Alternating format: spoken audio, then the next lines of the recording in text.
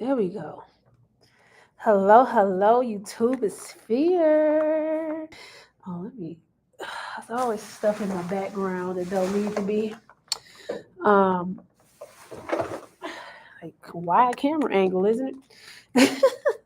Happy, tantalizing, terrific Tuesday. Let me go ahead and get my other platforms going here. It's Real Estate Tuesday. How is everyone? Hopefully, everyone is having a terrific day. Are you having a terrific day? You got to start off with a smile. You already know. Let's get Facebook going here.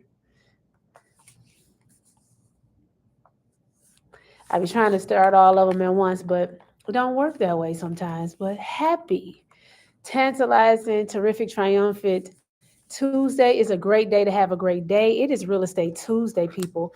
And I'm here to have a conversation and to educate you on some things that you need to do as a first time home buyer. My name is Toria Howard, and I am a real estate educator. I am in my room as we speak as an educator. So I'm glad to be here with all of you. Thank you for those of you that are going to tap in. Please on my YouTube, subscribe. Okay, like, share on my Facebook. Please like, share Instagram, like, share it, save it, do all of the things, right? To help me push this information along because all I'm here to do and what my purpose to do is to educate. So why am I passionate about this topic? Why am I so passionate every week to come on here and educate people on the importance of purchasing real estate? Because of the blunder that I made back in 2019. So I purchased a home, and I've told this story before. Let me keep telling it again because I want people to know you just never know who's watching. I bought a home in 2010, 4 bedrooms, 2.5 baths in Memphis, Tennessee. I'm from Detroit, but I was living in Memphis at the time for 150,000. So all the things that I swear to these days, having repair funds and right insurances and knowing your coverages, it's because of the things that I went through with that home. Beautiful home. And I wasn't financially literate enough to understand that real estate increases. So I didn't have a home fund that I needed to repair my home. I didn't do the repairs. I didn't take care of it. I squandered. Okay. I fumbled this bag. And when I sold it in a short sale in 2019, which was a huge mistake, um, I got nothing. So in a short sale, you get absolutely nothing. Okay. That's what that means. So everybody got paid but me. I went on, got an apartment, whatever the case may be. And when COVID hit, the house went from 167 to 220. 2021 went from 220 to 230. I was like, okay, it's growing. I didn't realize that because I didn't get into real estate fully until 2021. Part of halfway through 2020 into 2021. And then 2022 hit. Everything was good in 2022. Even the stock market was good in 2022. It went from 230 to like 275. And by the time 2023 hit us and I was moving back to Detroit, the home was worth over $300,000. I think it's like $350,000 right now. So if I would have held on to that and did all the things that I'm telling you all to do, I could have walked away with a $200,000 bag in profit. Probably more than that because I probably would have paid the mortgage down more or whatever the case may be. But I would have had a $200,000 profit, just about. And I fumbled that bag. So this is why I am so adamant about teaching about real estate. So today we're talking about why do you always need 2 years on the job, and why you need and what you need instead. So I should say why you don't need 2 years on your job and what do you need instead. I said that wrong. So a lot of people have this myth that you have to have 2 years of the same job for a mortgage. Okay. So in reality, lenders look at income stability and future earning potential, not just time. So you got to realize that. So, for example, a teacher like myself who switched schools but still has a contract, that equals stable income. So that's the thing. You don't have to have a job for 2 years, the same job for 2 years. This is what you need instead. So lenders actually look for consistency of employment. That's why one of the lenders that I work with, they're looking for 2 years of consistent work history, right? It's staying in the same field that matters more than the same job. That's the difference. So, example. So, if you're you're moving from being a nurse aide at the same hospital or another hospital, but then you turn around and become an RN and at another, that's the same field. That's more income. So you still have this 2 years experience of work history. It's just that you didn't skip a job. You just got a promotion. So full time versus part time. So full time is stronger, but two consistent part time jobs will work as well. So the exception to the 2 year rule, let's talk about it, because a lot of people have this misconception that you have to have 2 years of work history, okay, to purchase a home. So who are exceptions to those rules? Recent college graduates. Degrees count as part of your employment history. So if you're a new college graduate, you don't have any work history, but you've been working in your field. Maybe you had an internship, maybe a residency, like some new doctors. Maybe you did something, apprenticeship or something like that.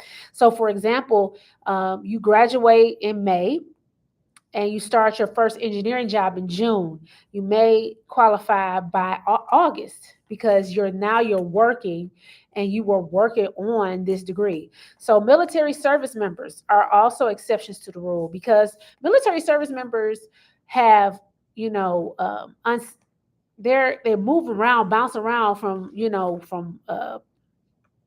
what they call it, the station to station, country to country sometimes. So service history is, often counts as work history too. So that just all depends. So career advancement, so you get any promotions, transfers, or better opportunity shows growth and but not instability. That's what you want. You want to go up. So for instance, if you went from maybe you were in college and you were working as a waitress, right, in a restaurant. Then all of a sudden you was going to school and all of a sudden you become a lawyer. About 2 or 3 months, in your field, you will be able to qualify for a home because that's growth, that's an improvement, that's stable, steady income. So you don't have to necessarily have 2 years of work experience. Please give me some likes. Okay, subscribe if you have not. Let me know if this information is cool. So I'm talking about why you don't always need 2 years of work history, or say 2 years on a job, and what you need instead. So what do you need instead? Let's talk about it. So documentation. Always keep your offer letters, contracts, transcripts, certifications. Keep all of those things that you would need in order for you to be able to show that you have these skills and that you have the ability to possess higher income in the future. So, proof of your income, of course, pay stubs, W-2s, tax returns, the basic things you're going to need. And credit and debt management, that's so important. So if you're in college and then you want to go and get a loan, a home loan, you got to watch out for those student loans. Make sure that this is what I will tell college students, because this is the one of the things that I wish I would have did when I was a college student. I received so many five-figure and 4-figure um, refund checks, and I did nothing with those checks. So with those, 4 and 5 figures that you get, sometimes when you get those refund checks, use that money and flip it, save it, invest it, let it grow instead of just going out and spending it. So credit and debt management is so essential. So even if you have a new job, strong credit and manageable debt ratios matter more. So make sure that you're understanding that even if you are still, don't have a 2 years work history, building your credit is essential. What are some things that will help build your credit? Right? Let's talk about it. Secure credit cards. Please, please, please, college students, I'm talking to you. We all receive them, those predatory credit cards that you get in the mail from these off-put banks and these people you have never heard of. If your parents have good credit, see if you can be an authorized user. Don't ask for the card though. Don't ask for the card. Just ask them to be an authorized user if they are managing their finances properly. So you want to make sure that you see if you can be an authorized user. Get you a secured credit card from a reputable bank. Top tier banks, credit unions, those work. Also, get you a secured loan. So you can do. You're not doing these things simultaneously. Authorized user is fine, but you're not doing all these things at once. But if you're a college student, then you can build your credit as a college student without using those predatory um, credit cards that they send you in the mail. Think about the top tier banks that are out there. Who are you banking with? Like my daughter, I have her bank account with Chase. So, once she gets to college, I'm going to let her transfer into doing a credit union account so she can start building her credit with a secured credit card. And then I'm going to, you could do these things in 3-month increments. That's what I'm saying. So once you establish one platform of your credit, give it 3 months, give it 90 days to, generate, because you need at least 90 days, 45 to 90 days typically for your credit score to move. So you want to make sure that you're waiting for that. So if you start with a secure credit card from a reputable bank, top tier bank, a credit union, then you start with that. 500 minimum, $1,000 is better. And you also want to know when does that secure credit card turn into an unsecured credit card. So college students, please do this method instead of, even if you're a grown up, if you're rebuilding your credit, do the same thing. You're talking about purchasing a home by building your credit, and it's like you have to make sure that you are using top tier banks, and you only need 2 creditors. You don't have to have 4, 5, 6, 7, 8 credit cards. You only need two good ones. So if you have a car note, but only thing about the car note, it affects your debt to income ratio. So if you have a car note, that's a good one. Because that's installment loan. If you have, a secure credit card, you only need 2. If you have that secure loan and a secure credit card, that's going to turn into, something unsecured later on. That's something that you can do. And you want to build from there, but you want to do it with top tier banks. Now, listen, I don't want to talk about people in using self lender and all the other people. If that's what you need to do because that's what somebody talks you into, fine. But I'm letting you know now, a lot of lenders frown upon self lender and some of those other ones.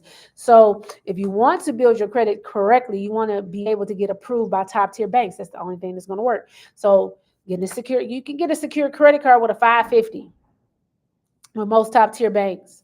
So 580 generally, 600 maybe, depending on the bank. But you find the one that works for you. Credit union, top tier bank. It doesn't matter about the credit union either, because credit unions are still federally funded and backed and all of that. So make sure that you're doing those type of things. So I was talking about, how you can get around the 2-year job history thing when purchasing a home. So here are some action steps, right? Don't wait until 2 years hit. You already qualify. So for instance, like I said before, if you start at a minimal job and then you get a promotion and you change industries, you qualify. You don't have to bank on that 2 years that you had at that lower end job. I don't want to say it like that. No, don't. The other job that you had to be able to wait 2 years until you have that, that top tier job. You don't have to wait for that. So just know that counts, but you're going to qualify for more because they're going to bank on make sure you're keeping all your documentation, your letters that what they call them, the offer letters. I'm like, what do they call them? Offer letters, contracts, transcripts, all of that type of stuff. Make sure you keep up with that. And make sure you collect your paperwork now and talk to a professional like myself to see how you can qualify. Because a lot of people talk themselves out of qualifying before they even talk to anybody. And that's not typically true. You have to understand how it works. So, and one way that you can do that is grabbing my ebook, Journey to Your Castle, to understand how income, credit, and the strategies to come together to make you a homeowner. So, my link is in my bio for that at a nominal price. Now, I have it bundled with the homeowners one too. So, if you're a first time home buyer and then you're going to become a homeowner, it's good to get the bundle because I'm teaching uh, homeowners how to turn their liability into assets. So, that's up to you. It's out there, it's there. So let me recap and then I gotta go because I gotta pick my students up in a minute. So why you don't always need 2 years on the job and what you need instead. That's what we're talking about today. So consistent employment is what they're looking for. Consistency in employment. And you can have 2 part-time jobs. Don't have to necessarily be full. If you're a recent college graduate, you can use your employment history as your time at school. And then you can use your offer letter for your job, you know, to be able to qualify for a home. So, for instance, if you graduate in May and then you start your job in June, your offer letter, probably by August or so, you'll be able to qualify for a home because you upgraded and they see that you were in school and you have that stable, steady income. So make sure that you keep all your documentation, offer letters, contracts, certifications, transcripts. Make sure you keep all of those. Make sure you have your pay stubs, your W-2s, and your tax returns. Make sure you have all of those. And just make sure that you're managing your credit and your debt. Don't get into a lot of debt, especially you college students out there. Do not get into a lot of debt by tapping into those predatory cards. Okay? So that's all for me today. Please pick up my ebook, Journey to Your Castle, for first-time home buyers. If you're interested, I know you're interested in being a homeowner, especially here in Detroit. Our real estate is booming. And I'm encouraging people to buy in the city because this city is about to be transformed. If anybody go and look at the Detroit city, the city of Detroit, 2030 plan, you about to see it. And you're going to be priced out. That 2030 and that 2050 plan is already in the works. They had a 2030 plan done 30 years ago. um, so just understand this is how real estate works. They're going to drag it down to the ground, and then guess what? They're going to come in, swoop it all up, and increase the price. That's how it works. I was a victim of that. Or I should say, I made myself a victim of that. Don't be a victim. Grab my ebook, be financially literate, increase your financial IQ. And when you become a homeowner, house rich and money smart is what you will need in order to turn your liability into an asset. So have an amazingly beautiful, blessed day. And I'll see you in these social media streets. Come on, comment, like, share if this was some great information. Have an amazing day.